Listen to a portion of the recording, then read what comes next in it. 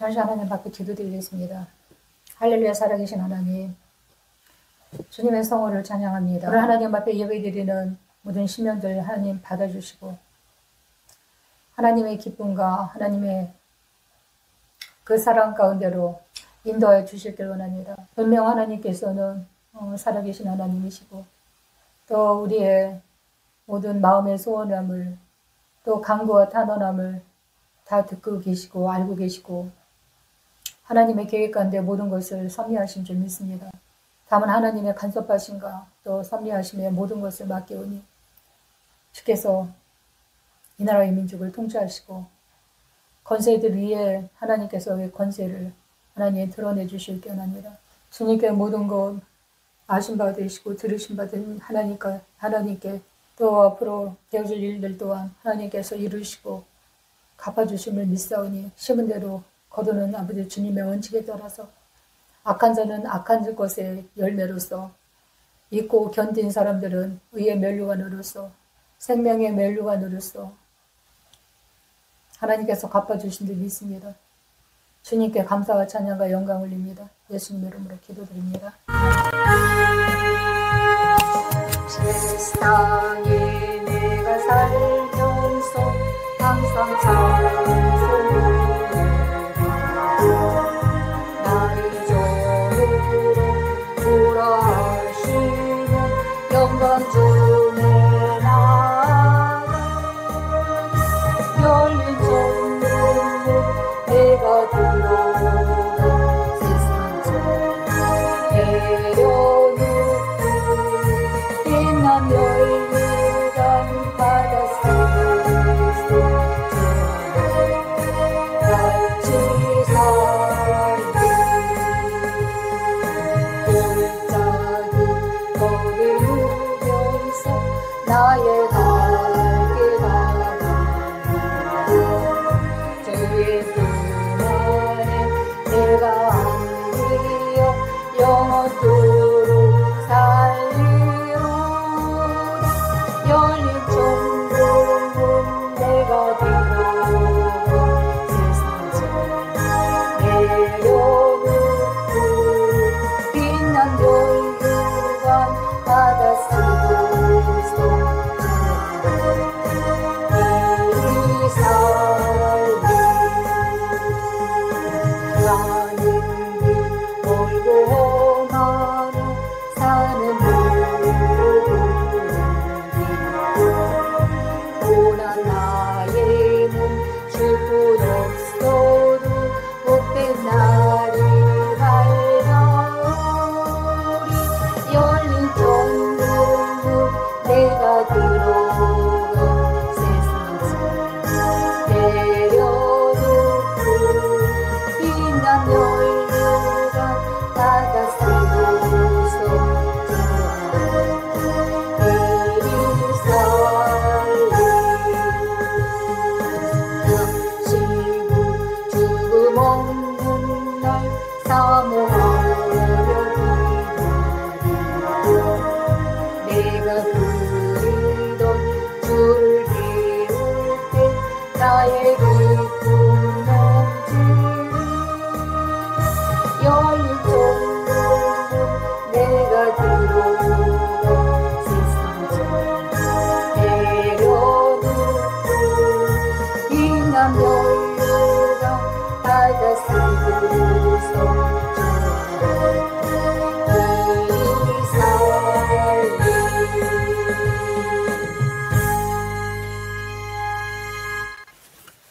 오늘 하나님의 말씀은 마태복음입니다. 그런즉 깨어있으라 너희는 그날과 그 시를 알지 못함이라 제목입니다. 이 말씀은 저를 정신 차리게 한 그런 말씀입니다. 저와 여러분이 지금 살고 있는 때는 마지막 때입니다. 믿으시기 바랍니다. 세상 만사는 이치가 있습니다. 저녁이 되면 아침이 오고 아침이 되면 저녁이 반드시 옵니다. 이것은 변하지 않는 불변의 법칙이라고 할 수 있죠. 우리의 의지와 상관없이 정해진 때가 있으면 그것이 변하지 않는 법칙으로 작용해서 이루어지는 것입니다. 하나님의 계획은 창조 때부터 계시록까지 그 시간표대로 하나님께서는 딱딱 타임라인이 이미 설정이 되어 있는 것입니다. 우리가 거부한다고 해서 하나님의 시계가 멈추지는 않습니다. 우리가 그냥 거부할 뿐이고 멈출 뿐이지. 이렇게 복음이 편만하게 전해지는데도 내가 몰랐어요. 나는 듣지 못했는데요 라고 하나님 앞에서 변명할 수 없습니다. 성경이 각 나라 말로 족속과 방언의 그런 언어로 다 번역이 됐다는 것이 벌써 오래전에 그 말씀을 들었거든요. 제가 잠시 선교센터에서 간사로 일한 적이 있었거든요. 그때 선교사 보고를 많이 들었습니다. 산골짜기 밀림 같은데 인도네시아나 아프리카 그런 지역 작은 마을에까지 선교사들이 다 하나도 빠지지 않고 다 들어갔습니다. 그리고 유튜브가 요새는 열려서 복음이 곳곳에 들어가지 않는 곳이 없습니다.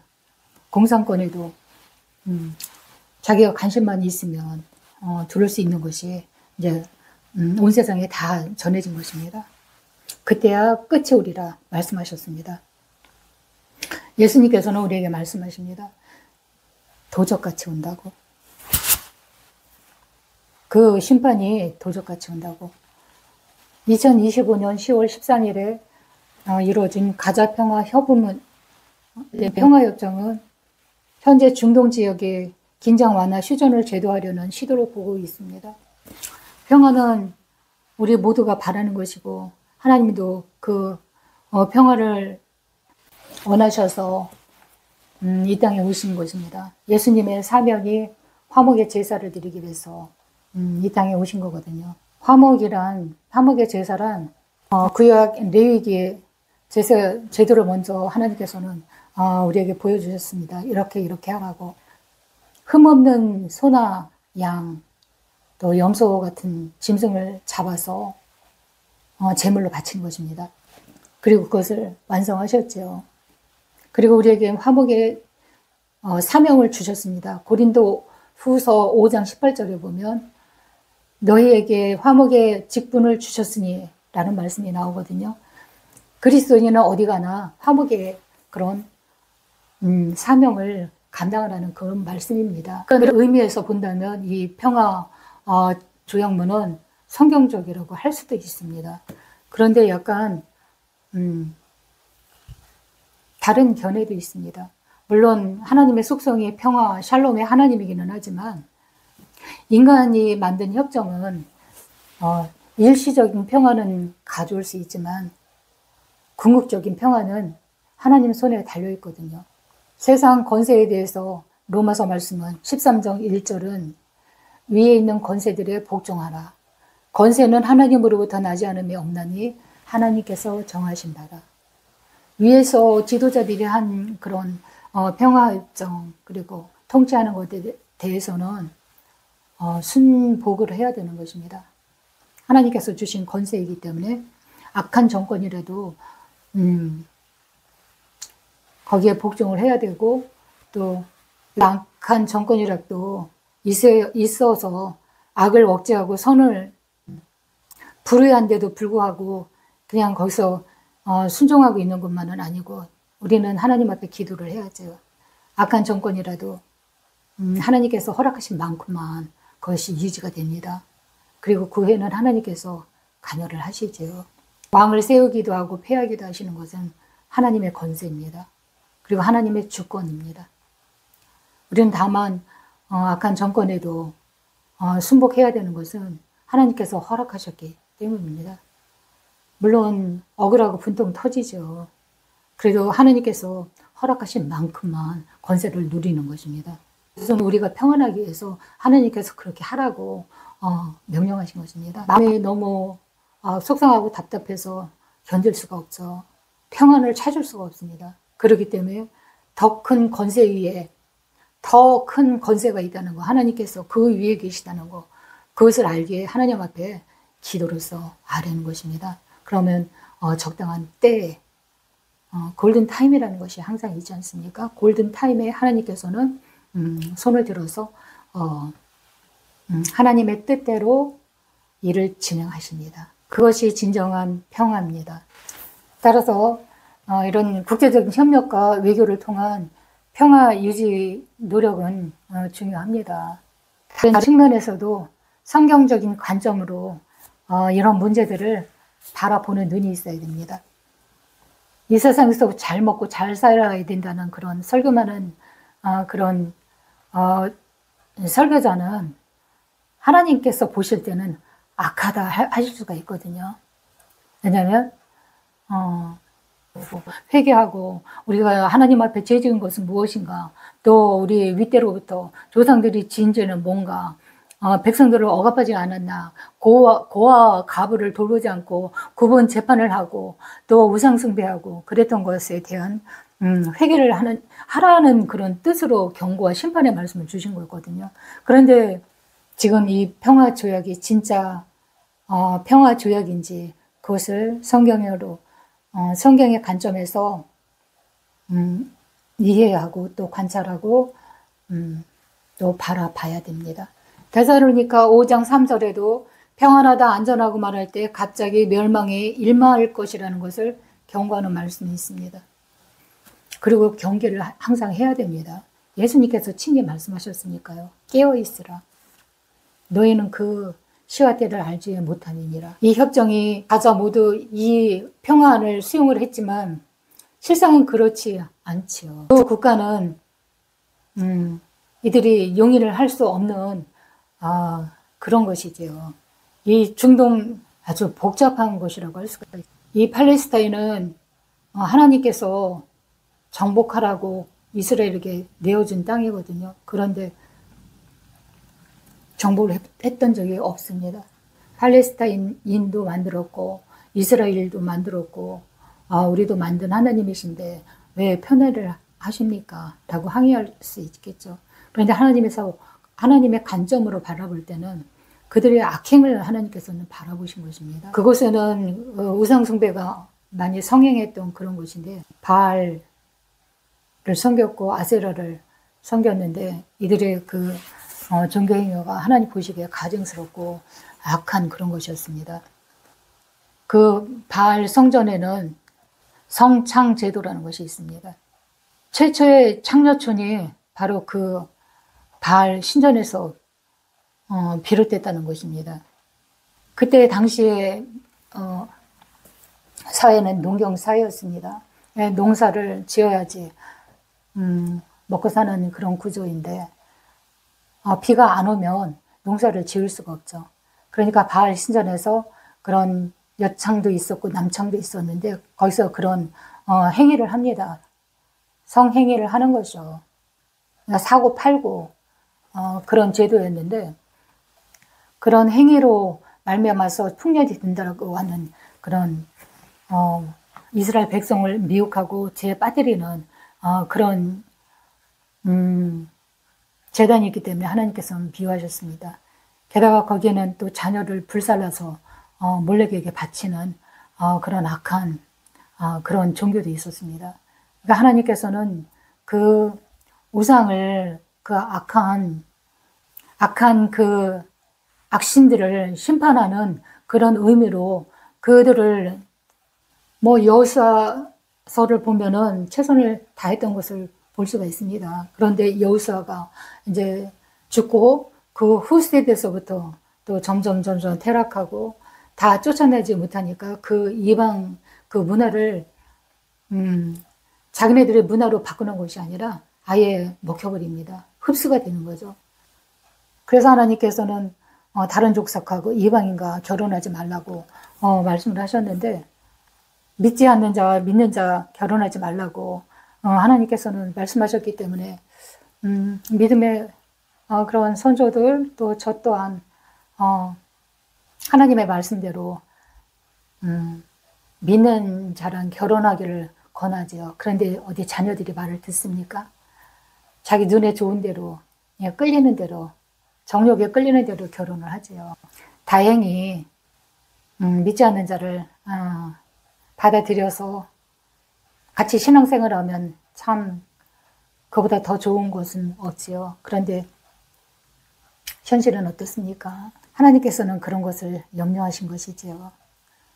하지만 하나님께서 자기 백성을 사랑하시죠. 어떤 방법으로든 돌이키게끔 채찍을 두고 매를 두고 또 심판을 하시고 그러면서 마음을 돌이킬 수 있도록 하나님께서는 기회를 주십니다. 그 기회를 주실 때 얼마나 아픔이 크겠습니까? 매 맞으면 매 맞는 것 참 싫죠. 우리 아들은 일기에다가 그런 시를 써놨더라고요. 매, 제목이 매입니다. 이 세상의 매들은 다 없어졌으면 좋겠다. 그 매가, 아이들을 때리는 매가 어른들을 때렸으면 좋겠다. 이런 시를 적어놓은 적이 있었습니다. 그 시를 보고 나서는 이러면 안 되겠다. 아이한테 너무 상처가 되겠구나. 그래서 그때부터는 이제 말로 훈계로서 양육하려고 많이 애를 썼습니다. 하여튼 심판과 경고는 이 매를 드시는 거랑 같은 거거든요. 잘못을 하니까 매를 드는 건데 그 매는 너무나 아프고 상처가 그 흔적이 너무 크게 남죠. 그러니까 하나님께서는 미리 그렇게 하지 말라고 종말의 때를 이렇게 경고하는 것입니다. 제자들이 예수님께 물어봤습니다. 네, 예수님께서는 말씀하십니다. 5가지로 말씀을 해주셨어요. 사람의 미혹을 받지 마라. 예레미야 때도 이단 사설로 사람을 현혹하고 이 뱀의 혀 같은 그런 말발로다가 사람을 현혹하는 그런 일이 있죠. 그리고 많은 사람들이 내가 그리스도라, 내가 신이라 라고 하는 사람들이 나타난다고 말씀하셨습니다. 우리나라에 내가 신이다라고 하는 사람이 몇 명인지 아십니까? 18명이나 된다고 합니다. 통일교회 문성명이가 자기가 메시아라고 했죠. 그런데 그가 메시아가 죽었습니다. 자칭 메시아가 죽었는데 그 뒤를 이어서 누가 메시아냐면은 그 부인이 그 바통을 이어서 여자 성령 독생녀라고 한답니다. 예수님께서 독생자이시지 않습니까? 그러니까 왜 독생자만 있냐? 독생녀도 있다. 그러면서 자기가 독생녀로 예수라고 주장하는 것이 통일교 교리입니다. 그리고 난리와 난리 소문. 그러나 끝이 아니라 이것은 시작. 또 3번째는 나라와 나라 간의 전쟁, 기근과 지진. 이것도 재난의 시작일 뿐이었습니다. 4번째는 너희를 환란에 넘겨 너희를 죽이리라. 내 이름 때문에 모든 민족에게 미움을 받으리라. 이스라엘이 지금 얼마나 미움을 받습니까? 그 나라 좋아하는 국가는 우리나라랑 미국밖에 없을걸요. 다 아랍 전체 중동 지역에서 왕따죠. 다 미워합니다. 그리고 중국, 또 러시아 이런 나라들도 이스라엘을 좋아하지 않습니다.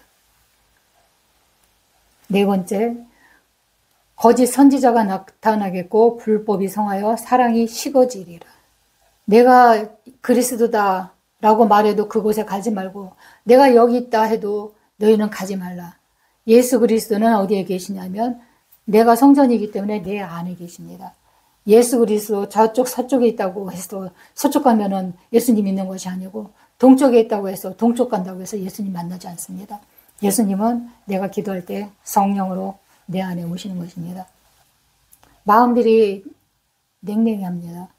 냉기가 느껴져요. 그리고 돈을 사랑하죠. 돈이면 다야.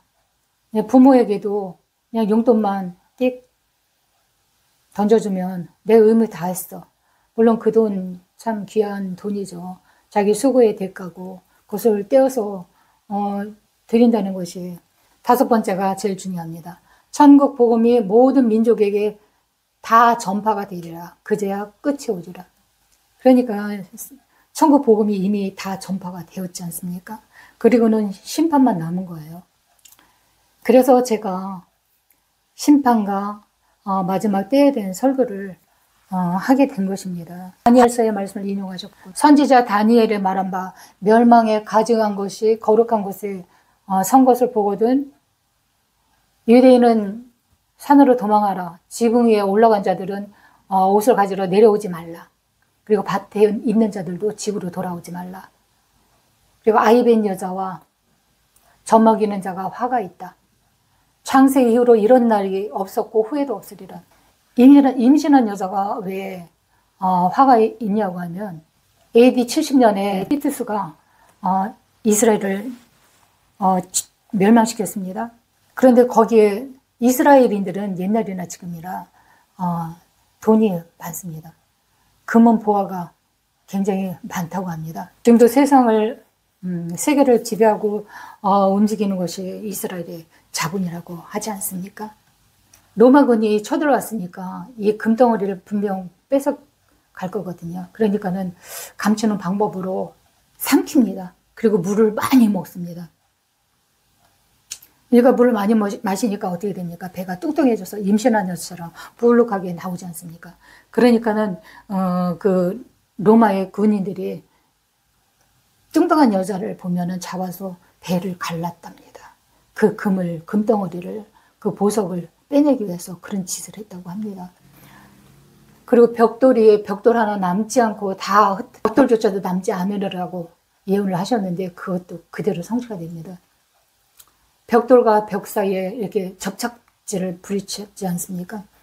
근데 그 사이에 금을 넣고 그 세멘트로 바르고 그 위에 벽돌을 세우면 깜짝같이 모르지 않습니까? 그랬을 것이다 생각하고 그 벽돌과 벽돌 사이도 다 깼다는 것입니다. 그래서 한 장도 안 남고 다 무너지고 완전히 폭삭망했습니다. 지금 남은 것은 서쪽의 통곡의 벽이라는 그 벽만 그 흔적으로 남아 있습니다. 그래서 이스라엘 사람들은 그 통곡의 벽을 붙들고 이렇게 앞뒤로 기도를 하면서 메시아가 오시기를 기도를 하고 있죠. 그리고 편지를 써서 그 벽 틈새에다가 끼운다고 합니다. 예수님 벌써 오셨는데 우리는 재림을 기다리고 있는데 그들은 아직도 메시아가 오지 않았다고 그 메시아를 계속 기다리고 있습니다. 그런데 역사는 반복되는 것입니다. AD 70년에 이 예언의 말씀이 이루어졌습니다. 그런데 다시 반복돼서 그 일이 또 있는 것입니다. 하나님의 말씀을 보면 꿈으로 보여주실 때가 있거든요. 그러면 항상 두 번에 걸쳐서 보여주십니다. 한 번은 이렇게 될 것이다 라고 미리 보여주신 거고 그 다음번에도 같은 꿈이 꾸어지거든요. 그러면 확신. 증인을 세울 때도 한 사람만 증인을 세우면 효력이 없고 두 증인을 세우지 않습니까? 예수님도 두 번 오시는 것입니다. 초림 그리고 우리가 기다리는 재림. 종말에도 이 예언의 법칙이 어김없이 적용이 되는 것입니다. 다니엘서와 요한에게 보여주신 다니엘서는 포르기 때 다니엘이 본 환상을 기록한 거거든요. 세상의 종말에 대해서 바벨론 시대부터 끝날까지 그 기간을 71회로 잡았습니다. 71회라는 말은 한 1회를 7년으로 칩니다. 그러니까 70일이면 77이 49, 490년 동안 있을 일을 예언을 한 것입니다. 그 다니엘의 예언은 69일에까지가 예언이 성취가 되었습니다. 예수님께서 오시면서 이 69일에가 다 성취가 됐는데 한 일에만 남은 것입니다. 그 한 일에는 어디서 이루어졌느냐면 요한이 본 요한계시록에서 성취가 되는 이렇게 하나님의 말씀도 요한과 다니엘 두 사람을 하나님께서 뽑아서 예언에 대한 그 마지막을 예언하게 하신 것입니다. 그래서 이 성경에서는 2라는 숫자가 확인, 증인 그런 숫자라고 이제 결론은 성경의 관점으로 봤을 때 우리 10월 13일의 평화협정에 대한 제가 성경을 통해서 이해하고 또 아직 결론이라고 내릴 수는 없지만 이렇게 되겠구나라고 이렇게 예측을 할 수 있는 부분에 대해서 여러분과 나누기를 원합니다. 10월 13일의 평화협정문은 물론 전쟁이 멈춰주고 또 그래야 생명이 보존되고 또 긍정적인 그런 노력들을 환영하지요.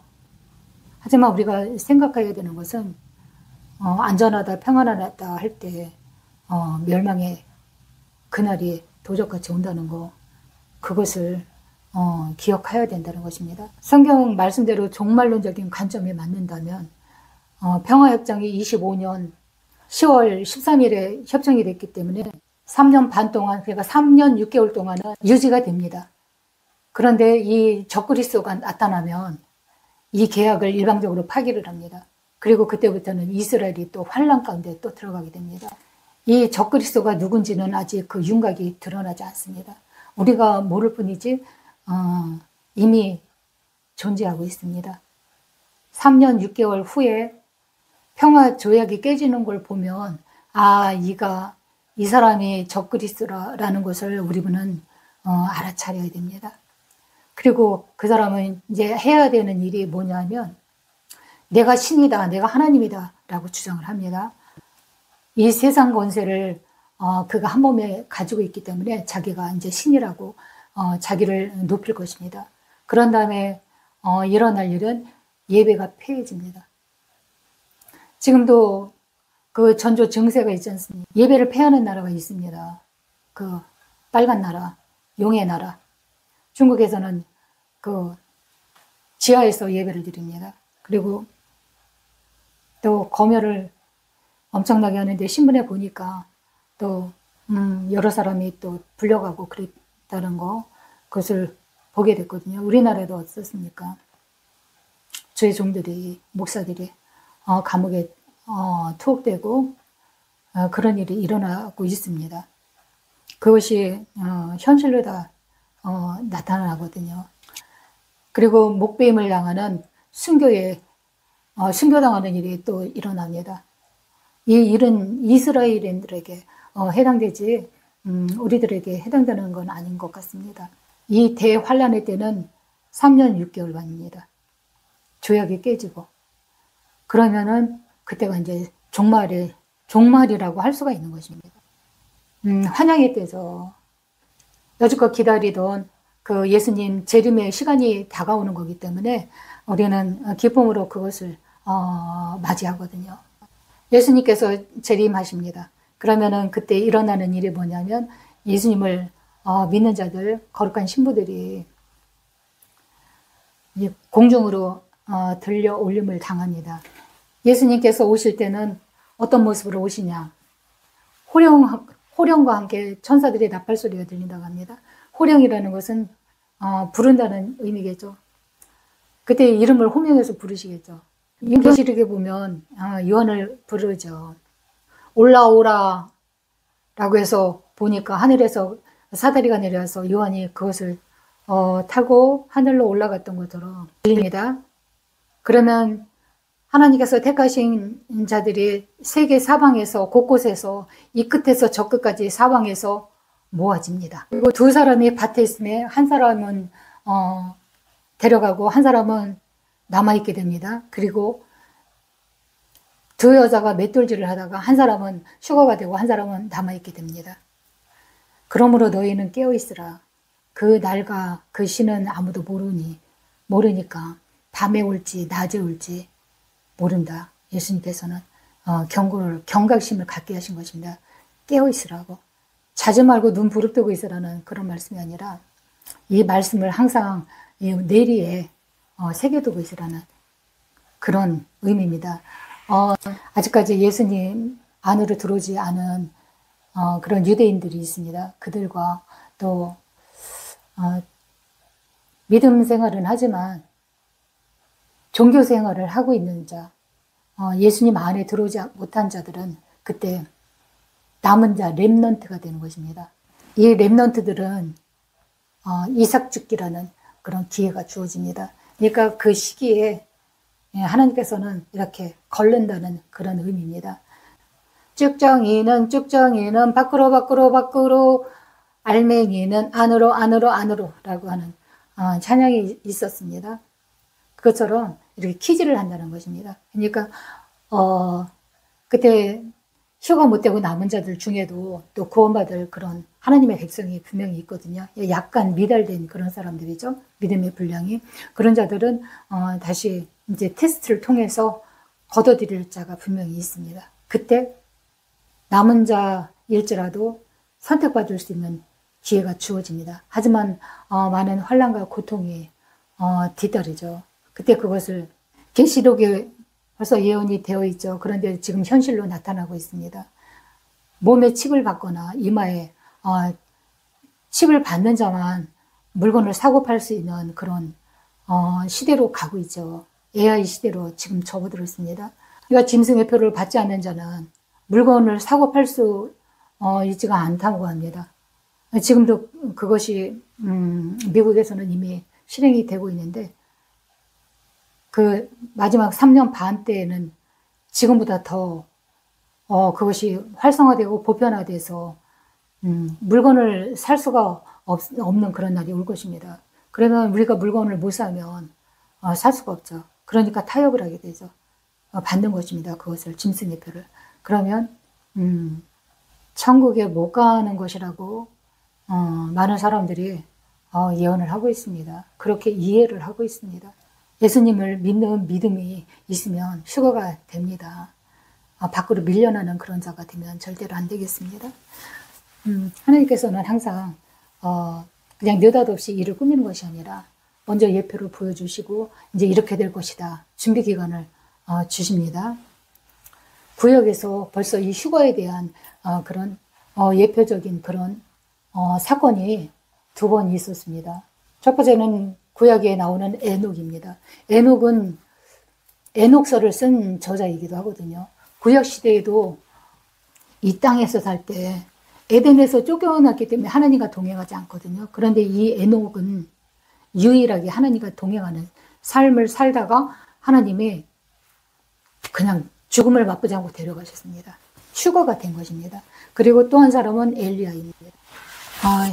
열왕기에 보면 엘리야가 나옵니다. 죽음을 맛보지 않고 하나님께서 회오리 바람으로 휘감아서 휴거를 시키십니다. 이 사건으로 하나님께서는 이미 휴거가 있다는 것을 맛보기로 보여주신 것입니다. 이것이 예표이고 또 예수님 재림하실 때 이 사건이 믿는 성도들, 거룩하게 거듭난 성도들에게 일어난다는 것입니다. 공중에서 혼인잔치가 이제 이루어지는데 그것이 7일이 될지 7개월이 될지 7년이 될지 그 기간에 대해서는 성경에 기록되지 않아서 모릅니다. 상징적인 숫자라고 할 수가 있습니다. 환란 전에 예수님께서 오신다. 무천년설이다. 그런 거 없고 교회가 시작됐을 때부터가 1000년에 들어가는 것이다. 카운트다운이 되는 것이다. 이렇게 주장하는 사람이 있고 아니다. 7년 환란 후에 천년왕국이 이루어지는 것이다. 라고 주장하는 사람도 있습니다. 하나님께서는 완전히 확 까놓고 드러내 주시지 않고 조금씩 열어주십니다. 그래서 성경은 계시의 말씀이라고 하는 거고 베일에 가려져 있는 그런 말씀을 이렇게 베일을 걷고 볼 수 있도록 열어주시는 것입니다. 하나님의 것은 비밀한 것이기 때문에 모든 사람에게 다 열어주지 않습니다. 왜냐하면 열어줘봤자 우리 인간의 지식과 지혜 학문으로는 이해할 수 없는 그런 것이거든요. 그렇기 때문에 하나님께서는 선지자, 종 이런 사람을 통해서 그것을 이해시키고 알게 하십니다. 지금은 이제 계시가 다 열려진 때입니다. 한 30년 전만 해도 이 다니엘서랑 계시록 말씀을 강의하는 목사님들이 별로 없었거든요. 왜냐하면 계시가 안 열려졌기 때문에 그런 것이었습니다. 근데 지금은 다 열렸습니다. 그래서 다니엘서와 계시록 간에 연결점이 있다는 것까지 계시가 열렸습니다. 전에는 다니엘서만 가지고 이거를 해석하려고 그랬는데 도저히 이게 풀려지지 않았었거든요. 그런데 한일에는 요한 계시록에 나온 요한이 본 계시록 그것하고 합쳐질 때 계시록이 완성이 되는 거고 천년왕국이 이루어지는 것입니다. 천국의 완결점이라고 할 수가 있는 것입니다. 이 마지막 계시를 무시하거나 모르는 목자는 직무유기하는 그런 목사들이기 때문에 하나님 앞에 불려갔을 때 악하다는 그런 심판을 면치 못합니다. 성경 말씀은 굉장히 무섭거든요. 경고의 말씀이거든요. 말씀을 가진 자는 게으르면 안 됩니다. 하나님께서 무엇을 말하는지 잘 새겨듣고 이해를 해야 되고, 또 그거 깨달은 것을 성도들에게, 하나님께서 맡겨준 자들에게 이걸 선포를 해야 되는 것입니다. 그래야지 저들이 멸망하지 않고 구원의 길로 갈 수 있도록 인도해 주는 거거든요. 그렇기 때문에 이걸 영적인 무지함은 하나님 앞에서 용납이 되지 않습니다. 내가 이 두루마리의 예언의 말씀을 듣는 모든 사람에게 증언하노니 만일 누구든지 이것들 외에 더하면 하나님이 이 두루마리에 기록된 재앙들을 그에게 더하실 것이요, 만일 누구든지 이 두루마리의 예언의 말씀에서 제하여 버리면 하나님이 이 두루마리에 기록된 생명나무와 및 거룩한 성의 참여함을 제하여 버리시리라. 이것들을 증언하신 이가 이르시되 내가 진실로 속히 오리라 하시거늘 아멘. 주 예수여 오시옵소서. 주 예수의 은혜가 모든 자에게 있을지어다. 아멘. 이렇게 마무리를 지었습니다. 하나님의 말씀을 제대로 이해하지 못하고 깨닫지 못하고 전하지 못하는 그런 목자들은 생명록에서 제한되는 말씀이십니다. 아멘. 주 예수여, 마라나타 주 예수여, 어서 오시옵소서. 우리는 신랑 되시는 예수님을 맞이하기 위해서 하나님을 믿는다는 것은 믿음으로만 가능합니다. 지식으로 안 되고, 아무리 지혜로운 자라도 하나님께서 열어주시지 않으면 이 계시의 말씀은 이해가 되지 않습니다. 믿어진다는 것이 감사하고 그것이 은혜입니다. 다시 오실 예수님